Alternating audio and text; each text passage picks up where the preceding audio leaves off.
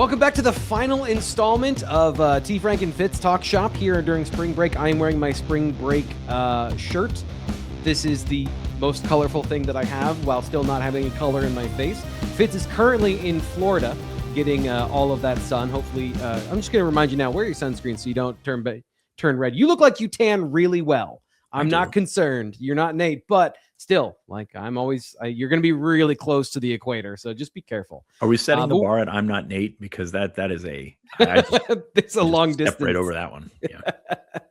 That's absolutely fair. Anyway, while we don't have any live shows here, we still wanted to have some conversation with you here on the YouTube channel. So we are having these mailbag videos for you here. Our final installment. Let's get to it.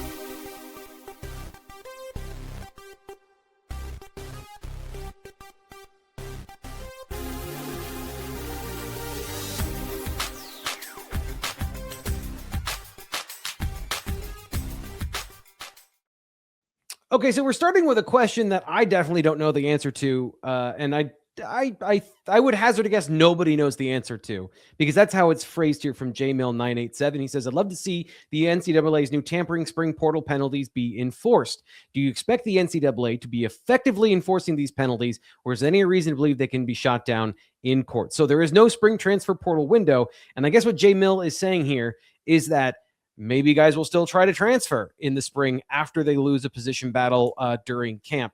Am I reading that right, Fitz? And how do you feel about the opportunity for this to actually hold up with the NCAA, who is like the king of losing in court? Yeah, they're really good at it. I mean, it's one of the best things that they do. I've been thinking about this, talking about it for a while now. Like when you went to one portal window, you told your employees that this is the one that you have to do it in. But there's a problem there. They're not your employees. They are independent thinkers, if you will. And they have the ability to say, hey, this guy that I'm in physics with over here, might not be physics. I never took physics in college. I don't know why I went to that one. But this guy can transfer. Why can't I? And the NCAA is going to have to deal with this spring. You're looking at situations where players will play out the spring and find out at the end, like every spring practice that there's ever been, that they are not where they think they need to be on the depth chart. They're not going to play this year. They're not going to get the opportunity that they thought that they might have had. And they're going to see that. I mean, we saw this with Storm Duck a couple of years ago. Storm Duck thought he was the fifth corner, so he decided, I'm going to hit the portal again. He ended up at Louisville. Now I think he's in the pros. He's with the Dolphins, but he's with the pros. So it's one of those things where I don't see a general sense in, number one, not having this portal window. I think it's good in theory to keep your rosters together, but at the same time, you can't force someone to stay, and that's what we've seen from these lawsuits, from these NCAA. What was the guy that went from Wisconsin to Miami? Guys are going to sue. Guys are going to understand that their situation is not ideal for them moving forward. They want to get out from under it. Maybe some schools, some programs, some coaches even want to get out from under it, and they're just not able to do so. And without them being classified as employees, without them being classified as people that are under a certain contract that keeps them there, I don't see how it holds up. Now, is it going to be a massive rush to the courts to have this happen?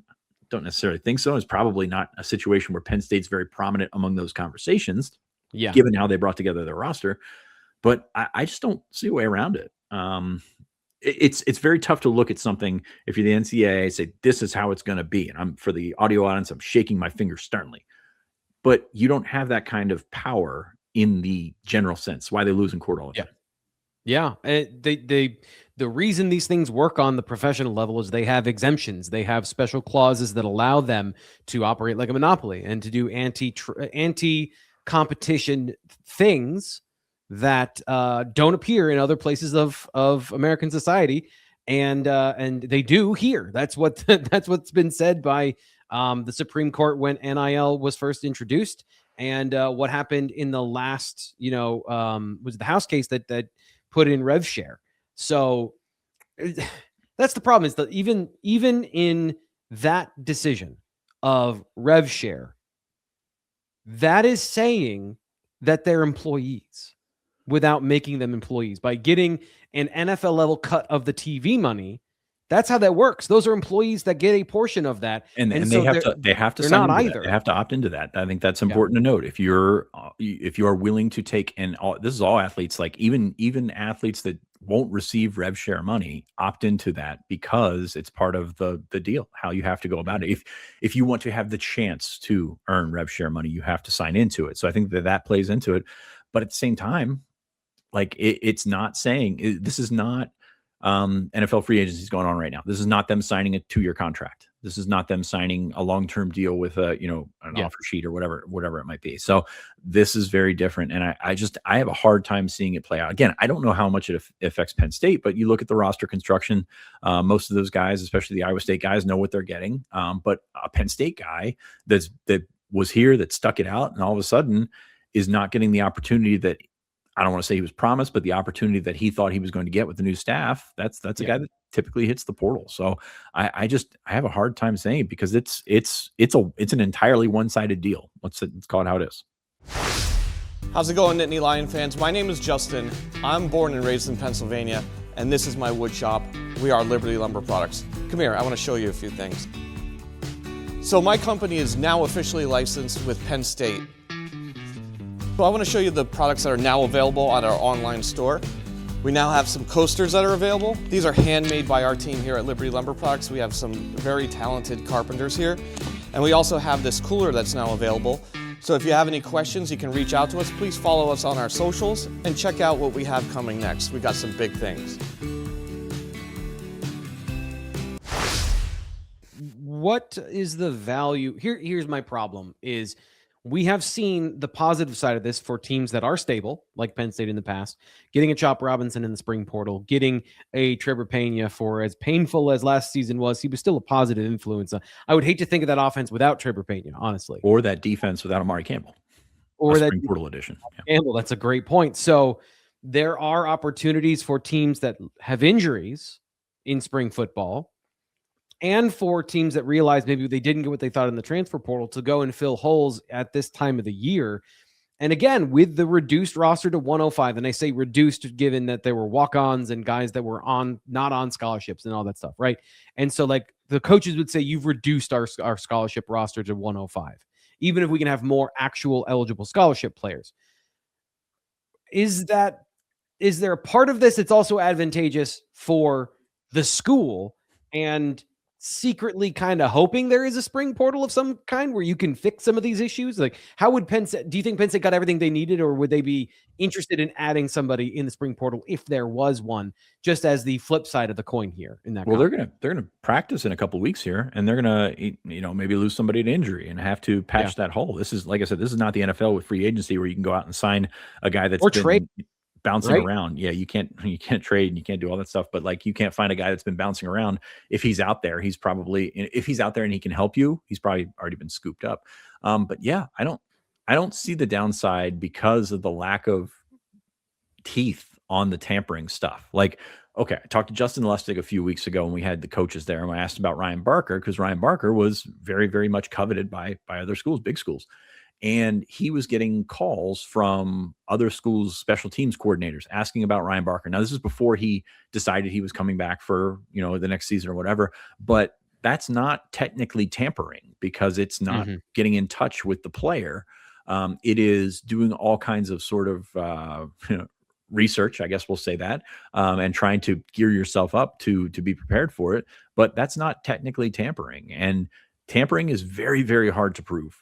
Tampering is, number one, very hard to prove. Number two, like, have we seen any instances where this is like come back to bite any of the schools in the behind? Like, no, not really. No. So if you're that was another thing that came out recently, is that the two things, tampering and then the actual NIL clearinghouse that's supposed to be happening, that I don't think anyone has had any of their deals cleared through. Like, there's all this structure and infrastructure that's supposed to be taking care of these things, and none of those laws have really even been enforced. Yeah. So, like, I don't know. Like, you got that even possible? Side. You got to blow in the machine. You got to blow in the cartridge and then put it in and see if it starts up. That's how maybe it'll start going again. But if you're if you're a school, a program, why stop scouting other rosters right now? Number one, you're going to need it, eventually with the portal opening up next year. But like, look at what's out there and back channel your way into potentially saying that. And then if you can convince a kid, a parent, a coach, or whatever it might be to say, all right, well, I'm transferring here again, like my buddy that I'm in the physics class with, I'm transferring to another school, try and stop me. Like, I just don't see that I don't see this as a winning proposition for the NCAA. And I don't see, if you're a college coaching staff, why you wouldn't try to make your roster better and try to make that workaround. And it's just flatly how it is. Like, it was not well thought through. I understand that the desire to consolidate things and make things easier for the student athlete, which is what they're going to argue, like this, eliminate distractions or whatever the hell they're going to say. I don't know. But it's just very tough for me to see this being enforced, especially when they have a poor record in the courts. Like and public opinion is, I think, going to be on the side of guys that want to be free and move about. So yeah. Sorry, most public opinion. I don't. There is going to be the public opinion in some aspects, but most public opinion is going to be on that side. Yeah, and I do think that so there is a certain level of, I do understand the whiplash and the fatigue of, you knew it one way for a very long time and now it is just absolute chaos. What we've been describing is absolute chaos from a team building perspective, and I think that there needs to be a balance between the two. And I'll just say the same thing I said before when we talked about this with Nate a couple weeks ago, which is like, I believe you can have both. I believe you can pay the athletes a fair part of their earnings, and I'm sorry, but a room and stop telling me about room and board and their scholarship. I understand that I graduated with student debt. I'm aware of it. They are in a $1 billion business, and the best of them are worth millions of dollars. The sum total of all of the books and the tuition and the housing is not a commensurate replication of their value on television. Their name, their image, their likeness, their productivity on camera is not equivalent to a scholarship kid that's going to go to the physics lab. Like, they are not the same in our value system. So if we want to change that, we actually need legislation, but we can still have education be a part of this because they are 18 years old. This is not like, I don't believe like signing you up and like, oh, well, you can go to war so we can take advantage of you from any other, like the perspective of like, we're just going to like, let it be a free for all. Like, I don't think that's right either. The education has to be a part of this.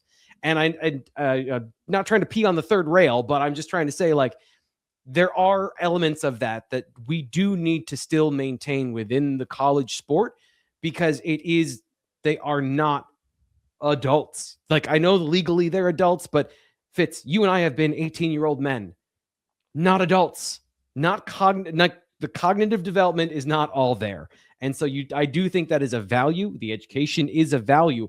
I'm not trying to say it's not a value. It is not enough of a value, but it is. And that gets to our second question here. And that was what the rant was, a transition into what Bane Train has to say here. So he says, how is the student in student athlete being embraced by this new staff, and how are the others studies the ones intended to give them a chance to succeed on other things other than football being embraced? So I have some specifics, but I have just ranted for a good 90 seconds. So I want to know if you wanted to say anything about this first before I kind of give what I've learned. Yeah, I think that they're trying to reinstill some of this stuff. You look at what they did at Iowa State, and I think the numbers prove that there is a certain going to class aspect of it. I think from what I heard when they got here, they were not particularly pleased with some of the academic standards that were being upheld. And I think that it's not a one size fits all thing. There were some really, really good students on this Penn State roster under James Franklin, but it also needed to go beyond being 10 minutes early and taking a picture from the front row of class, first day of class. So I think that there's been, I don't want to say of movement. I know you've done a little bit more research on this end of it, but I don't want to say there's movement, but there is, a sort of a reinstilling of those kind of values in terms of what impact people see on the broad scale. I don't know. I don't know how much that's going to change. But I do know that, I think that things have moved kind of back in the right direction. I don't think that they were awful under James Franklin by any stretch of the imagination, but, in the grand scheme of things, the here to play football versus play school, kind of slid down that slope a little bit. Yeah, slippery slope sort of thing, because I do think it was important, but like then the pressures and all those things, and I don't want to dive too much into that. And so, with online classes and everything like that, like that, it looks worse, probably looks worse than it actually is, because you can have the ability to get that coursework done, and it's just, hey, it's different than when you and I went to school in terms of what you can do online and the opportunities that you have there. But I want to let you get back into your thing. Yeah. So I know I just had a whole rant about how education isn't valuable, blah, blah, blah, blah, blah. And people are going to hear what they're going to hear about that. So I'm now going to, if I wasn't tethered in by my headphones, I do a full 180 in my spinny chair. It is incredibly important. Education. I am a huge proponent of education. Don't want that to come off the wrong way. And I know that you can clip anything you want, and it's going to fall on deaf ears to people I pissed off anyway. But it's also, as you mentioned, important to the staff. And so just to give you kind of a high level view of some of the things I've learned about what they're doing is like, this is both a team bonding thing and also an adherence to standards sort of thing, because it all is the same thing. How do you become good at football is that you have a standard that you do not accept below in any aspect of your life. And if you're at college, that includes class. And so this is just me editorializing. So being good in, a good student is teaching and reinforcing the same skills that'll make you a great professional as a football player or not as a football player, that if something is expected of you, you do it to the best of your ability, and there is not a compromise. You'll not always succeed, but that is the goal, is to always be striving to be the best you can be at all these different assets, and you will raise the level of your ship. The tide will raise you as high as you can push yourself through your God-given talents. So they have taken the roster and roughly drafted teams. So this goes into the leadership aspect as well, as they pick guys, mostly upperclassmen, to be a part of this, team-based exercise that is about team building and also adhering to standards. So if, and they track these sort of things, if you're late to class, if you get a bad grade, if you aren't at a lift, if you aren't whatever, then you will lose points, on a point system. And if your team is last, there are consequences. There are actual consequences to being last. I don't know all of them, but showing up on your day off at 6 a.m. is one of them. The day off that the player is supposed to have. No, you come in because you were last and you didn't do whatever. And so, it's this peer pressure among equals that will, instead of a top-down yelling at you approach, to reinforce all of these things. So to Bane Train's point, the specifics, kind of an outline of what they want to do to build the team and build the individual, those are all being implemented here at Penn State, at least as far as kind of the understanding from a big picture of how they're trying to incorporate the complete person into that thing. And I think going back into what Penn State fans want, it's moving in the right direction, and everybody wants that. Again, I'm maybe a cynic here. It's going to come down to winning football games, and that's how people are going to respond. Because, like I said, a lot of the stuff that rubbed people the wrong way at the end with Franklin was fine when he was winning. And I'm not cutting on academics. I'm not cutting on the way that they're doing anything. But you look for those rocks, those blemishes when you're searching for things to look for that make it look bad. So I love everything that you said about accountability and all that kind of stuff. And it's going to come down to winning football games. It's like, hey, recruiting right now doesn't look good, but if he wins football games, it's going to look good. That's where we're at in this society. That's where we're at in this sort of atmosphere of following college athletics. And I don't mean to squat on your point here, but it's going to come down to winning those games is going to mean a lot more. And we're going to see where they're at come in the fall, because there's no games that matter for another 6 months. And until that happens, a lot of this is kind of filling space. So I think it's awesome that they're moving in that direction. I think that it's awesome that there's accountability. Do I think people will care as much as they're going to clutch their pearls and say that they care? Not really.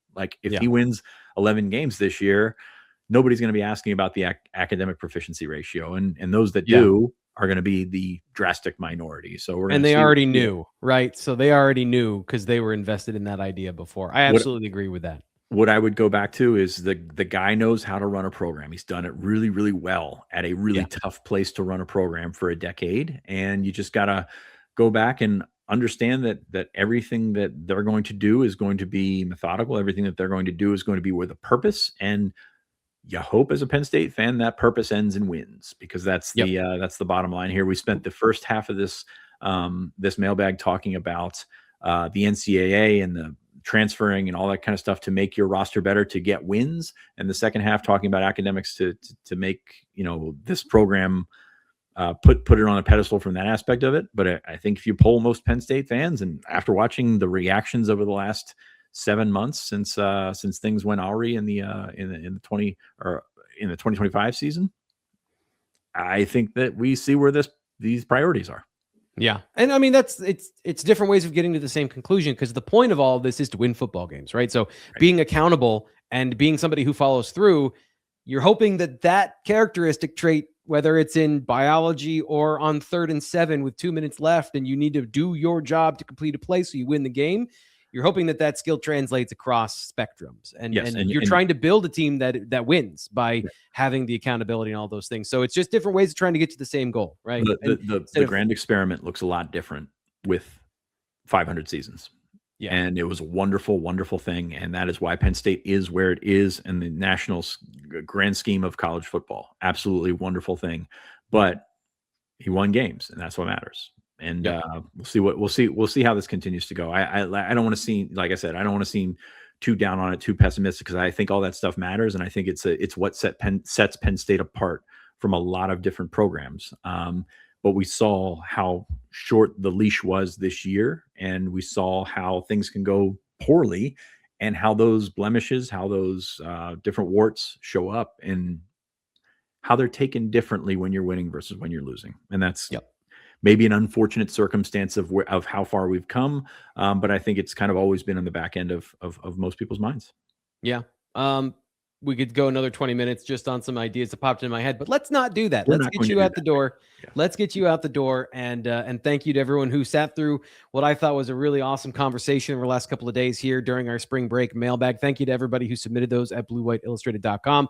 As always, you can join us there. These conversations, I've been having a 3-day conversation about Connor Berry, the D3 quarterback that's going to be on the roster for spring football, with somebody, and Peyton Valzone throwing mechanics. Like, these are just two of the conversations that are off the top of my head that I've been having with people, also while following free agency with our buddies over on the Blue White Illustrated message board. So it's a great community to join if you want to join us. And of course, that's for just $1. That'll come up here when I hit the outro. So make sure you check us out at bluewhiteillustrated.com so we can continue the conversation. For Sean Fitz, I'm Thomas Frank Carr. We'll be back live next week, and we're 1 week closer to Penn State spring football. We'll talk to you then.